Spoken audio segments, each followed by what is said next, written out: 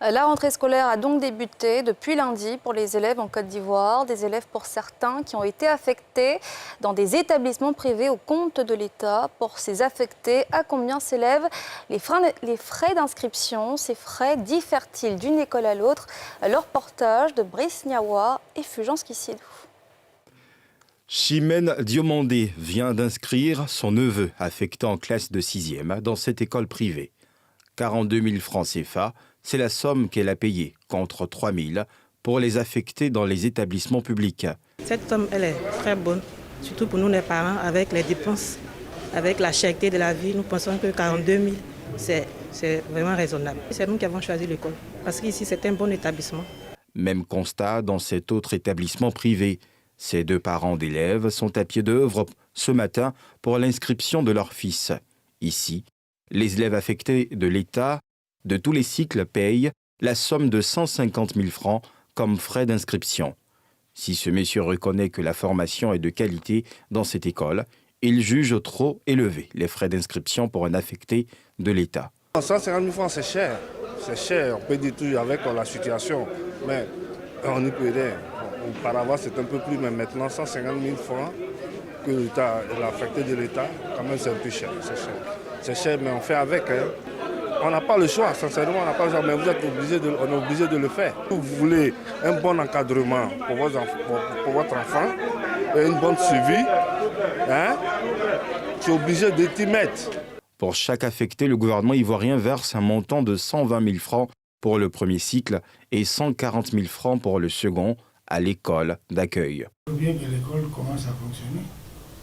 Un élève ne peut pas venir ici et puis il est affecté de l'État. Et puis on commence à payer les professeurs, on commence à acheter la craie, on commence à avoir des dépenses et puis on n'a rien en caisse. Il faut bien qu'il y ait quelque chose en caisse pour qu'on puisse démarrer. C'est ça qui justifie cette inscription-là. Bon, les affectés de l'État, les nouveaux payent 42 000. Ils ne payent plus rien jusqu'à la fin de l'année.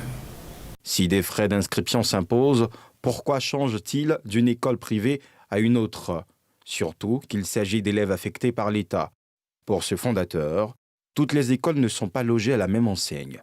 Les frais de scolarité d'un établissement à un autre sont variables en raison des structures dans chaque école, du personnel enseignant, la compétence du personnel, le diplôme obtenu par le personnel.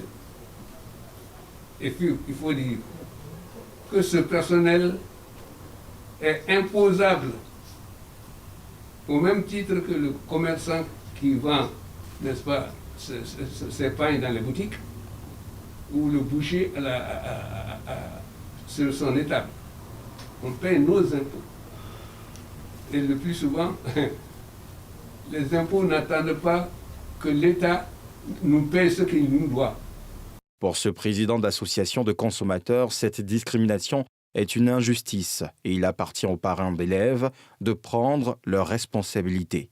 Il n'y a que vous et vous seul qui pouvez prendre cette décision. Ce n'est pas le président de la République qui va venir prendre cette décision à votre place. Il a déjà décidé que l'école soit gratuite. Il vous a donné.